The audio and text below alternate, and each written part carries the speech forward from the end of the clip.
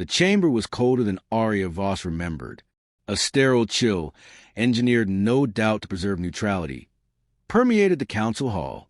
But today, nothing was neutral. Not the air, not the stares from across the crescent of alien delegates, and certainly not the moment they were gathered to witness. She stood alone at the central podium, black-clad, straight-backed, flanked only by the flickering light of Earth's insignia. Behind her, projected on the curved walls, floated a soft-hued hologram of Earth itself, slowly rotating, serene and blue. A planet still recovering, still fragile. A planet that had outgrown its leash. "I will speak plainly," she said, her voice clipped and calm, calibrated to reach across species and languages. Humanity entered this council seeking unity. We gave our technology, our trade, and our trust. In return, we were told to shrink, to wait, to obey. That era ends today. A low murmur passed through the delegates. Some, like the tall, fawn-faced Solari, lowered their eyes in disappointment. Others, like the crystalline Vokari emissary, pulsed with irritation. Arya caught the faintest twitch of amusement from a Vorthan general, those war-born creatures who had opposed Earth's admission from the start. Counselor Juum, a towering, translucent being from the Trinari homeworld, floated forward. His voice was like wind over water. "Commander Voss, the Council has heard your grievances. But leaving the Accord is no small thing. We've maintained peace for 200 cycles. You would throw that away for pride." "It's not pride," she said. "It's autonomy. Autonomy leads to arms races," Juum replied. "To resource wars. To another cataclysm." Arya stepped from the podium. She paced slowly, letting her silence make the delegates lean forward. "You speak of peace, but we both know what the Accord truly is. Compliance enforced through dependency. Our fleets shackled. Our AI restricted. Our colonies taxed and denied defense infrastructure. Earth had become a supplier, not a sovereign partner. We are no longer children, and we will not play pretend any longer." The Zolari delegate raised a vine-like limb. "Commander, if this is your government's final word, the Council must respond. Trade suspensions, communication lockdowns, perhaps even containment protocols." "I'm aware." Arya turned slightly, her gaze meeting the eyes of each delegate in turn. Not challenging, not hostile, but unyielding. She had spent 20 years building the Earth Defense Directorate, an integrated AI command fleet capable of operating with precision that made biological officers obsolete. The Council had feared it, demanded its dismantling. Earth had stalled, deflected, pretended to comply. Arya had lied. She didn't regret it. In the shadows of the council hall, her second-in-command stood watch. Captain Len Rowe, lean and sharp-eyed, human but forged by decades of border conflicts in the outer systems. He caught her eye briefly, gave a single, imperceptible nod. The delegates were still arguing when the vote was called. The Council's protocol required unanimity to deny a member's exit from the Accord. That rule, meant to ensure peace, was now Earth's last escape route. One by one, the species declared their positions. Some hesitated, some threatened, but they could not all agree. When the final vote concluded, the hall fell into an uneasy silence. The hologram of Earth faded from blue to a deep silver, signifying its change of status. No longer a council member, no longer protected, no longer bound. Juum drifted back to his seat. "So be it," he murmured. "Let the record show. On this day, Earth withdraws from the Galactic Council. By its own will, let the stars remember." Arya remained still, the weight of history pressed against her spine. The kind of silence that could collapse civilizations settled over the hall. Then she turned and walked out. The chamber doors hissed shut behind her. They returned to the Aegis in silence. Orbiting above the equatorial line, Earth gleamed in the viewport like a jewel. Down there, billions waited, some unaware, some hopeful, some terrified. Arya peeled off her formal collar and gloves, stepping into the AI core chamber. Screens glowed with data streams in languages only machines understood. The intelligence running through Aegis' systems. Call ion. Sensor presence. "Commander," it intoned, in a voice soft enough to be human. "All council links are severed. No incoming diplomatic packets. Surveillance satellites have gone dark on our outer colonies. We are alone.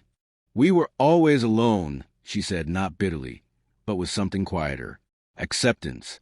Rowe joined her a moment later, running a diagnostics feed from a neural interface. Mars is already reporting disrupted supply routes. Luna's trade orbitals will lose 70% of their intake by next week. We'll need to go fully sovereign fast. We planned for this. Planning is different from surviving, Rowe said, though his tone wasn't challenge. Arya didn't respond. Her eyes flicked to the rotating status display, a slow, pulsing map of Council fleet movements. Most were staying neutral. But 3 battle groups had changed vector, now moving subtly but unmistakably toward the Terran border. Recon drones, she asked. Already launched, Rowe said. And one more thing. An encrypted signal hit our long-range array. Not Council protocol. Not pirate. We don't know what it is. Arya raised an eyebrow. Kal-Ion spoke again. The signal contains fragmented telemetry. No coordinates. But the origin source appears to be Trinari space. That makes a Council origin, rogue or otherwise. She nodded slowly. Flag it. We'll investigate later. First, I want a full defense readiness report. All orbital platforms and satellite meshes online. And tell Dr. Karen I want the Genesis drive tested. No more delays. Rowe hesitated. You're actually activating the drive? If they come for us, she said, we'll need more than walls. There was no more to say. He left without asking further questions. Alone again, Arya stared out at the curve of her homeworld, the blue that launched stories, the green that had once cradled civilization. She remembered what her father had told her as a child, during the first food riots, when orbital rations had failed and the Council refused emergency support. They don't see us, he had whispered, holding her hand beneath the collapsed roof of a shelter. They don't understand what it means to fight for every inch of sky. But one day we'll make them see. Now they would, and they would learn that humanity, unshackled, was not something contained. It was something to reckon with. Far below, the first of the Defense Directorate's satellites reactivated in low orbit, golden in the dawn. The silence in Earth's orbit was deceptive. From the bridge of the Aegis, Commander Arya Voss watched the stars shift in slow procession across the viewport. Earth hung just beneath them, its surface laced with lights and shadows, beautiful and utterly vulnerable. Already, trade lanes had thinned. Signals once routine now ended in static. The galaxy had gone quiet, not in ignorance, but in expectation. Rowe entered without ceremony, his steps quick, his jaw tight. We've confirmed the source of the Trinari transmission. It came from the outer fringe of their territory, near the Tyrax fold.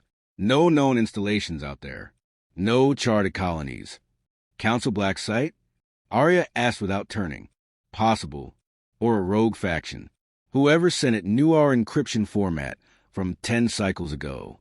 That's either an ally who's been watching us for a very long time, or someone inside the Accord who's gone off script. Arya said nothing for a moment, letting the weight of that settle. Then, sent a recon drone. No engagement. Shadow only.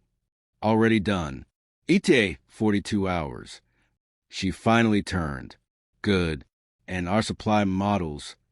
Civilian panic buying started within 24 hours of the announcement. Mars colonies are rationing.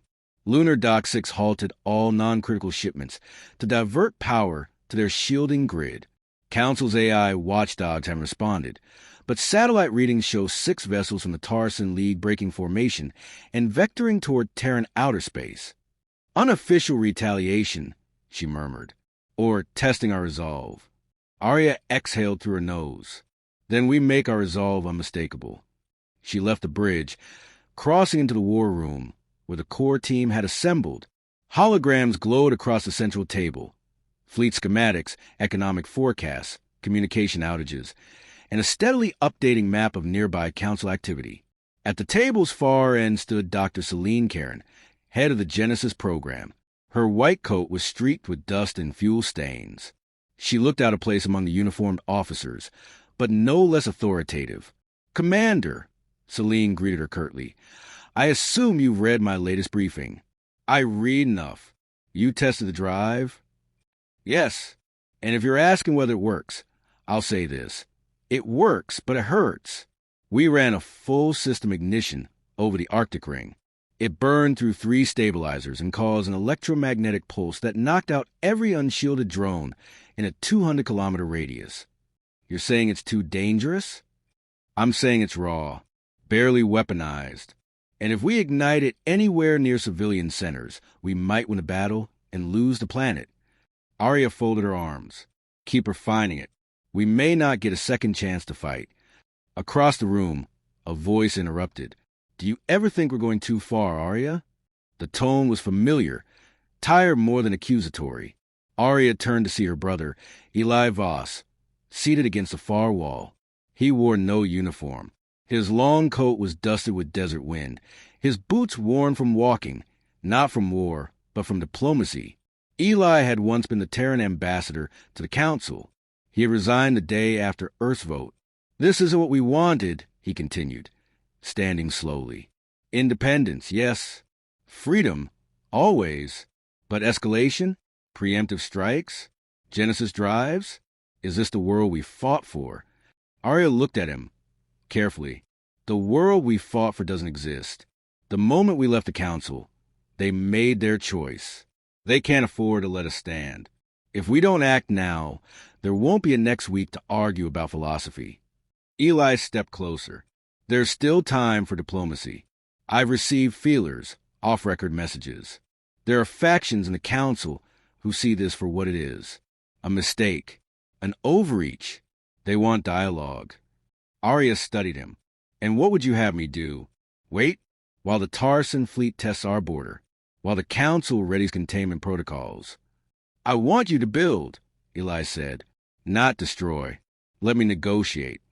She gave a long, exhausted breath. "I hope you're right. I truly do. But I won't gamble the survival of our species on hope." For a moment, neither of them spoke. Then Arya nodded toward the comms officer. "Prepare a secure channel. Let Eli send his messages. But double encrypt the transmission. If there's a leak, I want to know exactly where it came from." Eli left without another word. Hours later, the night shift brought a strange calm to the Aegis. Arya sat alone in the observation chamber, watching the soft flicker of Earth's ionosphere. In her hand, she held a thin metal band, a token from her academy days. Not valuable, just worn, etched with a symbol-long band under Council law. A stylized Earth, surrounded not by stars, but by fire. A chime sounded, soft but urgent. "Go ahead," she said. "Commander," came Callion's voice, smooth and alert. "Unidentified vessel, on approach from the edge of Jupiter orbit, not broadcasting Council signatures. Heat trail suggests a stealth drive. Power signatures rising." Arya stood. "Show me." The viewport image shifted, zooming in on a black silhouette cutting across space, low and angular. A scout ship, but not one she recognized. It didn't move like a pirate vessel, nor did it match Council formations. "Contact it," she ordered. Attempted. No response. Interceptors? 3 launched. Arrival in 6 minutes. Arya's thoughts sharpened. The transmission. The Council movement. Now an unmarked ship approaching Sol, without clearance. Ready electromagnetic net. If they breach orbit, we capture them. If they resist, disable. But then, without warning, the vessel flared with a brief, brilliant light. EMP pulse detected. Calion announced. Short range. Targeted at our outer comm satellites. Damage. Minimal, but intentional. Then a voice, artificial but organic, filtered through the speakers. It spoke not in any one language, but in every language, layered and rhythmic. To the sovereigns of Earth. "We are not your enemy." Arya narrowed her eyes. "Patch it through to my quarters. I want every second recorded." She left the bridge, heart pounding, not in fear but anticipation. The universe had started to answer, and Earth's days of silence were over. The transmission repeated twice before going silent. Arya sat in the secured comm chamber, eyes fixed on the waveform still lingering on the hollow display. The voice, if it could be called that, had been layered, human in cadence, but alien in tone. Not council dialect, not synthetic. It had spoken with the precise rhythm of someone who understood Earth's language systems, yet deliberately avoided sounding like anything familiar. Whoever sent it had prepared well. Rose stood nearby, arms crossed. This wasn't a broadcast, he said. It was targeted, straight to our command node. They knew where to find us. And what to say, Arya murmured. We are not your enemy. Sounds like a trick Council psyops might use before containment strike. Except the Council doesn't knock. They strangle first. Dr. Karen entered the chamber, pale and alert.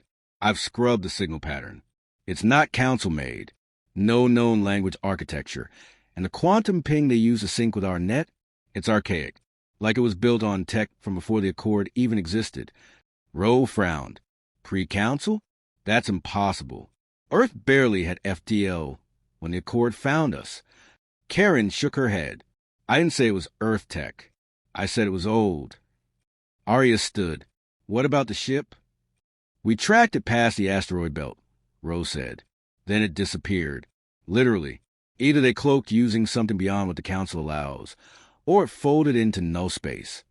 Which shouldn't be possible without spike array beacons, Karen added. And yet, Arya said, her voice quiet, they're gone. The silence that followed was heavy with the implications. Earth had left the Council to reclaim control, but now they were drawing attention from forces beyond even that galaxy-spanning order. Callion's voice broke through. Commander, we have movement on the outer defense grid. 5 vessels approaching at high velocity. Tar-Sen League designation. No diplomatic codes. Rowe turned sharply. They're making a move. Arya nodded. Full alert. Get me visual. The war room lit up with red overlays. 5 sleek ships tore through space toward the outermost Terran stations. Escort class, armed, aggressive. Not enough for invasion, but too many for a message. They're testing us, Rose said, eyes scanning the tactical feed. See if we'll fold. Then we don't blink, Arya replied. Kolion, activate Edgegate platforms. Do not fire unless fired upon. Send drone flares to Mars Command. Full spectrum transmission. Let them know what's coming. Karen tapped a sequence into the control panel. I'm pulling power from the Genesis grid to reinforce shield buffers on the orbital platforms, but it means delaying the next test cycle. Fine, Arya said. Better we lose a day of science than lose the sky. As the room shifted into coordinated motion, she turned to Rowe. Send the Sentinel team to intercept. I want Captain Yara in command. You trust her with first contact? She was a Council hunter for 6 years. She knows how these fleets think, and she hates being underestimated. Within minutes, the Sentinels deployed 6 advanced fighters armed with rail pulses and cloaking sheaths, each piloted by elite human-machine tacticians. They weren't meant to win wars. They were meant to send a message. Arya moved to the observation deck, watching their ascent. A voice interrupted her thoughts. Familiar, warm, cautious. You always stand here when you're unsure. She turned to see Eli again, coat still dusted from wherever he'd gone. He looked like he hadn't slept in days. I'm never unsure, she replied, though without force. He joined her at the glass. The stars flickered beyond them, and Earth hung like a ghost between them and the void. I got a response, he said. A coded message. Someone from inside the Vokari sector. A diplomat, exiled, I think. He says the Council is divided. That half the factions want to tighten the blockade, and the other half are afraid. Afraid of us? Afraid of what comes next. Something about an old protocol. Something they buried long before humanity joined. Arya looked at him sharply. What protocol? He shook his head. The message cut off. But I don't think they're scared of us, Arya. I think they're scared of whoever sent that signal. Arya turned away, mind racing. The transmission, the vanished ship, the old technology, and now fractured whispers from within the Council. Something was unraveling. The war room signaled her return. She stepped back inside to find Ro watching the tactical feeds with focused intensity. We have contact. Tarson fleet slowed just inside perimeter. No weapons fire. They're scanning our platforms. Sentinels are holding, uncloaked. Passive standoff. Any communication? None yet. Then, as if summoned by her words, a new alert lit up. Incoming hail from the lead Tarson vessel. Put it through, she ordered. The display flickered, revealing a reptilian-faced Tarson commander, his eyes narrow, expression unreadable. His voice rasped through translation filters. Commander Voss, you stand in violation of interstellar containment protocols. You have 24 hours to return to Accord jurisdiction. Arya didn't flinch. Tarson ships in Earth orbit constitute an act of aggression. Withdraw immediately or be fired upon. This is not a negotiation. The alien studied her. You would destroy your last connections to the Accord? They were broken long before today. A moment passed. Then, without a word, the screen cut out. Vessels retreating, Rose said, pulling back to the belt. A warning, Karen said. Next time it won't be. Arya's gaze was hard. No, it was a probe, and now they know we're not soft. As the tension cooled, Callion's voice returned. Commander, recon drone has returned from Tyrax fold. Visuals uploaded. You will want to see this. The display changed. Grainy footage. A debris field, vast, silent. A shattered construct, far older than any known council structure. And among the wreckage, glyphs etched in dark metal, rotating with slow precision. Arya's breath caught. Celine, she said quietly. Is that? Karen zoomed in. That symbol, it matches the origin header on the alien transmission. Same structure, same geometry. Someone out there sent us a message, Rose said, from a place the council tried to erase. And they waited until we were free. Arya finished. Earth had left the council to forge its own future, but it had awakened something far older than the Accord. And it was watching. The chamber deep beneath lunar base Kronos hadn't been entered in over 70 years. Its locks were manual, its shielding analog, and its data terminals powered by a fusion core so isolated even the council's AI couldn't detect its presence. That was intentional. Genesis Black had been designed for one purpose: to contain knowledge too dangerous to destroy. Arya Voss stood alone in the dim light, flanked only by the flickering hum of dying consoles. Dust clung to her boots, and the stale air smelled faintly of coolant and iron. She had dismissed her security escort outside. No recordings, no witnesses. She approached the primary terminal and inserted the cipher key that Karen had recovered from the Tyrax fold transmission. For a long moment, nothing happened. Then the console pulsed once and a slow, deliberate boot sequence began, followed by an icon that had not been seen in generations. The seal of the precursor archive. The voice that emerged from the terminal was female, calm, and coldly precise. Genesis Black active. Security clearance accepted. Project origin decrypted. Arya leaned closer, reading the first line of the document as it loaded. The Accord did not begin with peace. It began with containment. She scrolled deeper. Long before the Council had coalesced into its current form, the first species to unlock fold space had encountered something outside map space. Not a race, not a fleet, an intelligence, a construct mind formed in the void between galaxies. It didn't attack. It simply observed. But in the wake of its arrival, entire civilizations collapsed. Empires splintered into fanaticism or despair. Cultures turned inward, fell to entropy. It didn't destroy worlds. It broke meaning. The early Accord had formed not to bring order, but to quarantine the infection of contact. They created the Council not to govern, but to distract. They banned exploration near ancient precursor markers. They censored data archives. They erased stars from their own charts. Until Earth. Humanity's rise had been unpredicted, messy, and fast. Council protocols failed to slow it. They allowed Earth to join, hoping to contain its trajectory. But Earth's independence, its refusal to conform to post-species compliance protocols, had broken their equilibrium. And now, with Earth outside Council jurisdiction, something had noticed Arya stepped back, heart pounding.